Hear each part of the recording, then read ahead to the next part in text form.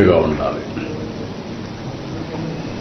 నాకు అందులో కొన్ని లూప్ హోల్స్ కానీ లీకేజెస్ కానీ కనపడొస్తున్నాయి. అందుకే అక్కడ ఉండే ఆఫీసర్ ఎవరైతే ఉన్నారో డిఎస్పీ రమణ కుమార్ అయితే బాధ్యత లేకుండా పనిచేశారు. అదే మరిగా అరుణాథ్ రెడ్డి డైరెక్టర్ గోశాల, ఒకరు పోలీస్, ఒకరు అడ్మినిస్ట్రేషన్ పెడితే ఇద్దరు అది జరగకుండా కాపాడవలసిన బాధ్యత వీళ్ళపైన ఉంది. జవాబుదారితనంతో ఉండాలి, పనిచేయాలి. ఇద్దరు పనిచేయలేదు, ఇద్దరిని సస్పెండ్ చేస్తున్నాం. ఎవరైతే ఆఫీసర్స్గా ఉండి ఎస్పీ సుబ్బరాయుడు గారు కానీ, జేఈఓ గౌతమ్ కానీ, సివిఎస్ఓ శ్రీధర్ ముగ్గురిని తక్షణమే ట్రాన్స్ఫర్ చేస్తున్నాం. మనమంతా బాధ్యతతో ప్రవర్తించవలసిన వ్యక్తులు. మన వల్ల ఇలాంటి జరిగినప్పుడు వీళ్ళు కూడా బాధ్యత తీసుకోవాల్సిన అవసరం ఉంది. అది కూడా వాళ్ళకి ఇది చేస్తాం. ఇది అయిన తర్వాత ఒక జ్యుడిషియల్ ఎంక్వైరీ కూడా వేస్తున్నాం. వాస్తవాలన్నీ అధ్యయనం చేసి నాకు గవర్నమెంట్కి రిపోర్ట్ ఇస్తారు. ఇలాంటివి ఎక్కడా జరగడానికి వీలు లేదు.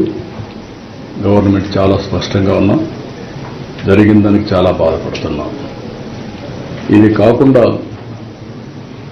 ఇటు చైర్మన్ కానీ, ఇంకొక పక్క ఎగ్జిక్యూటివ్ ఆఫీసర్ కానీ, మేనేజ్మెంట్ అండ్ ఆల్సో ఎగ్జిక్యూటివ్స్ ఇంకా సమన్వయంతో పనిచేయాల్సిన అవసరం ఉంది.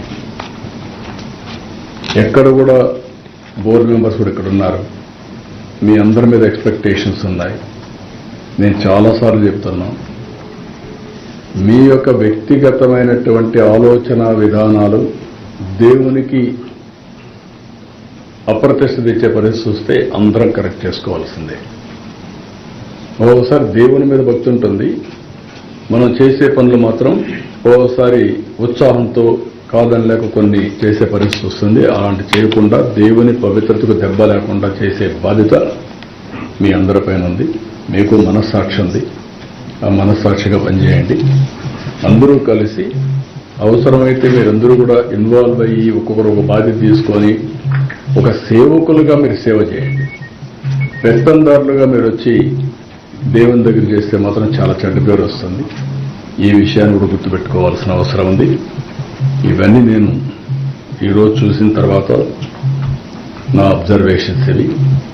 దీని మీద చాలా స్పష్టంగా మరొక్కసారి ఇక్కడుండే అందరికీ విజ్ఞప్తి చేస్తూ ఈ పవిత్రతను కాపాడుతామని భారతదేశంలో ఉండే ప్రజలందరికీ విజ్ఞప్తి చేస్తూ, రాష్ట్ర ప్రజానికానికి విజ్ఞప్తి చేస్తూ సెలవు తీసుకుంటున్నా. అందరికీ నమస్కారం.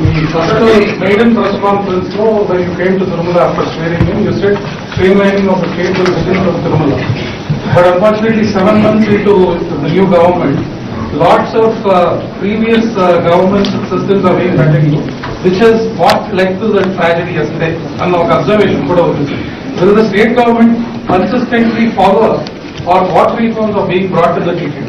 Because that is what is your dream, sir. Once again, you have reiterated that. No, నేను ఎవరిని బ్లేమ్ చేయడం కాదు. 45 సంవత్సరాలుగా నేను రాజకీయాల్లో ఉన్నాను. తెలుగుదేశం పార్టీని అధికారంలో 23 సంవత్సరాలు ఉన్నాను. సమైక్య ఆంధ్రప్రదేశ్లో కానీ ఇప్పుడు మళ్ళా నేను సీఎంగా ఉన్నాను, లేకపోతే అపోజిషన్ లీడర్గానే ఉన్నాను. ఎప్పుడు కూడా ఇలాంటి సంప్రదాయం రాలేదు.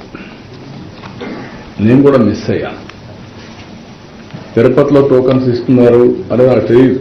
అంటే విన్నాం కానీ మర్చిపోయాం. ఇంకా నాకుండే ప్రీ ఆక్యుపేషన్ నా వర్క్లు అన్నిట్లో.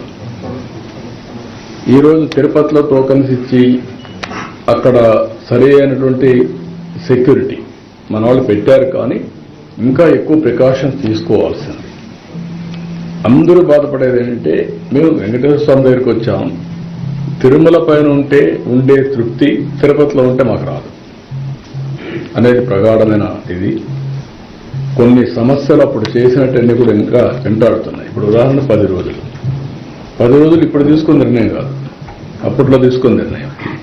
నేను వెంకటేశ్వర స్వామికి ఏకాదశి రోజున ఒకరోజే మనకు దేవుని దగ్గరికి పోయేవాళ్ళం. అది కొంచెం స్పిల్ ఓవర్ అయితే ఇంకొక హాఫ్ డే వచ్చేది. ఆ రోజు పోతే మనం స్వర్గానికి పోతామని నమ్మకం ఉండేది. ఇప్పుడు 10 days అంటే కన్వీనియంట్ ప్రకారం వెంకటేశ్వర స్వామి ఇది చేయడం కరెక్ట్ కాదు.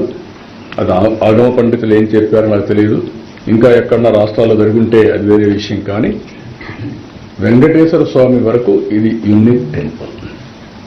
ఏ టెంపుల్ దీనికి కంపారిజన్ లేదు. 10 రోజులుగా 100 మీటింగులు పైగా పెట్టుంటారు సార్. ఇది 10 రోజులు ఈ దృష్టికి రాకుండానే జరిగిందంటారు. ఏది అవన్నీ నేను ఏంటంటే వాళ్ళ ఫ్రీడమ్ ఇచ్చాను, చేసేంత వరకు ఫ్రీడమ్.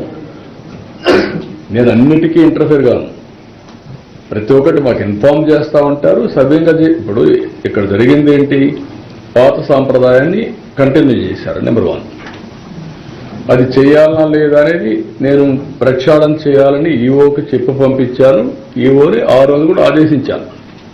టోటల్గా సిస్టమ్స్ అన్ని స్ట్రీమ్ లైన్ చేసి ప్రజలకు హిందూ మనోభావాలకి ఆమోదయోగ్యంగా ఉండే పనులు చేయమని పంపించాను. కొన్ని పనులు చేశారు, ఇలాంటి పనులు వచ్చాయి. ఇప్పుడు ఇది జరిగింది ఒక సంఘటన.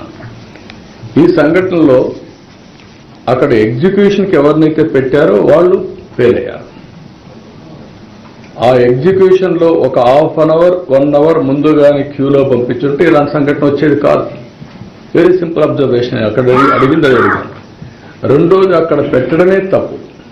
లొకేషన్ ఎప్పుడు కూడా ఒక మనుషుల్లో సైకాలజీ ఏంటంటే, ఒక పార్కులో పెట్టారు, తాళాలు వేశారు, ఎవరికో బాగాలేదు, తలుపు తీశారు, గేట్ తీయంగానే ఒక మెసేజ్ ఏమొచ్చింది, వేరేది ఇక్కడంతా టికెట్లు ఇచ్చారు అనే మెసేజ్ వచ్చింది.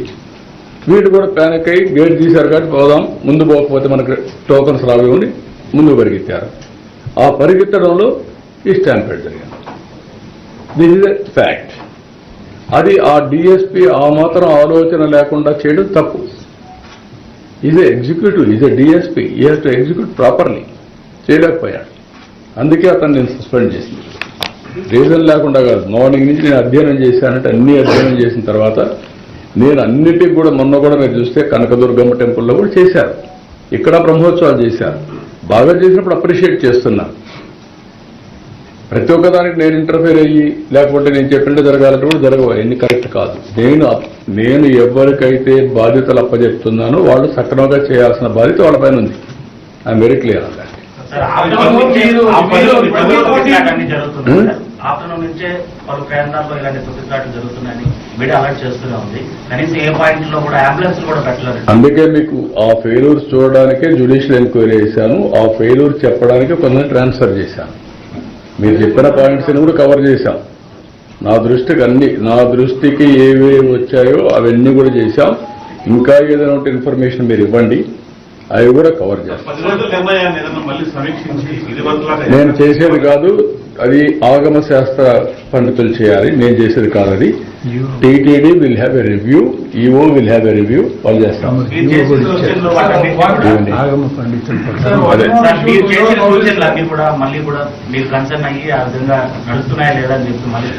డెఫినెట్ సబ్మిషన్ చేస్తాం. Government is having every right to review. The tokens be issued over the online mode as well.